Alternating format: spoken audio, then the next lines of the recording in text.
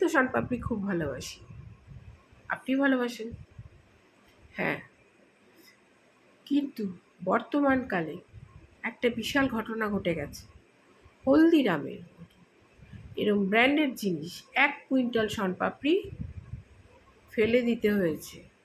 তাহলে ভাবুন, এই যে 1 কুইন্টাল শনপাপড়ি ফেলে দেওয়া হয়েছে, যেগুলো খাওয়ার অযোগ্য ছিল, কেন ফেলে দিতে বাধ্য হয়েছে? কারণ খাদ্য দপ্তর থেকে সেগুলোর জন্য অভিযান চালানো হয়েছিল এবং সেগুলোকে পরীক্ষা নিরীক্ষার দ্বারা সেগুলো হানিকারক স্বাস্থ্যের জন্য প্রমাণ হয়েছে, সেজন্য সেগুলোকে ফেলে দিতে বাধ্য হয়েছে।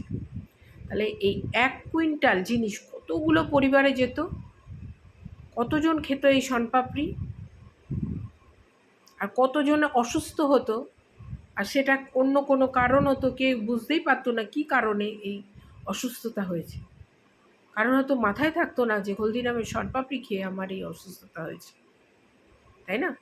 তো এইরকম একটা ব্র্যান্ডেড কোম্পানি, যার কথা, যার নাম শুনলেই মানুষ চোখ বুজে নিয়ে নেয় জিনিসটা, সেখানে এই ধরনের যদি অভিযান না চলতো খাদ্য দপ্তর থেকে, তাহলে ওই শনপাপড়িগুলো প্রত্যেকটা ঘরে ঘরে চলে যেত।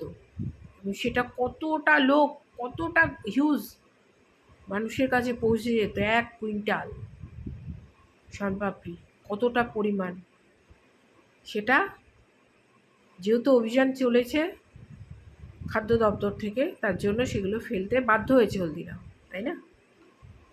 আর যদি না চলতো, তাহলে এই খাবারগুলো সাধারণ মানুষ, আমরা প্রত্যেকেই খেতাম এবং আমাদের অসুস্থতার কারণটা আমরা অন্য কিছু ভাবতাম, বুঝতেই পারতাম না যে শনপাপড়ি খেয়ে আমাদের শরীরটা খারাপ হয়েছে। সেই জন্য এরম ধরনের যেসব বড় বড় ব্র্যান্ড আমরা অগাধ বিশ্বাসে চোখ বুজে কিনি, খাই, সেগুলোও কিন্তু সবসময় আমাদের দেখে নেওয়া উচিত এবং তাদেরও কিন্তু একটা বড় দায়িত্ব রয়েছে সমাজের প্রতি।